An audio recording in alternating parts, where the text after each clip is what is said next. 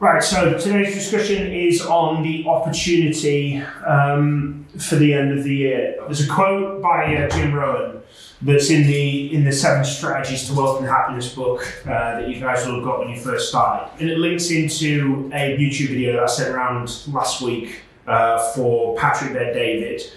And that sits around basically the opportunity cost for the end of the year.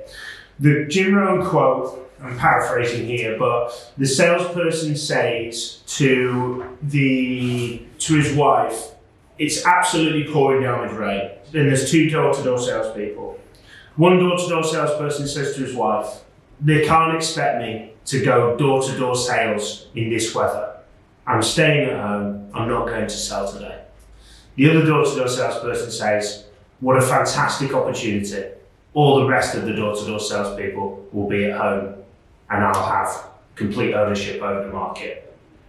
So similar type of message to what you've got at the moment with regards to Christmas, holidays, end of the year, etc. is what can you do during that time and that process to be the better version of yourself for 2023?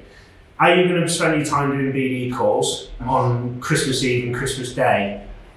Probably not, because you may win something, but your averages are going to be maybe 200, 300 BD calls to get a vacancy. Not an effective use of your time. So thinking about over Christmas, what needs to happen for you to achieve your goals next year.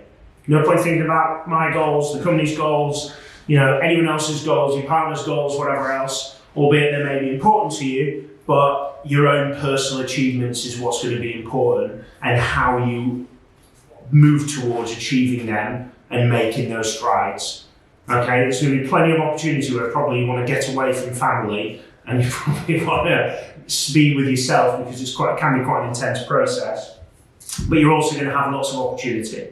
One of them could be, well, actually, I'm not getting up to get to work by 8:30, so I'm actually going to hit the gym every single day or every other day, and thinking about the opportunity there, not just from a work perspective, but also from a personal goals perspective. You've got an opportunity over Christmas to not put the weight on because you have more time. Whereas your usual excuse, or at least mine would be, is I'm tired, I'm not getting up at 5:30 this morning to go across to the gym. It's cold, I'm not getting up this morning to go to the gym. It's still going to be cold for you, but you've lost one of your excuses, and it could be that one of your goals. I don't think there's a person in this firm who hasn't got some kind of health goal or fitness goal to some particular level.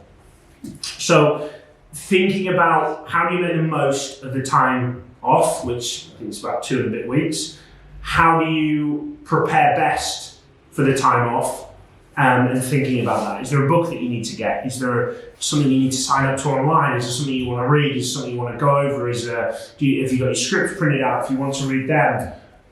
Whatever it would be, so you can be prepared to learn and go through. Do you have a gym membership? I think both of you have one, so it's not an issue. All 3 of you have one, sorry.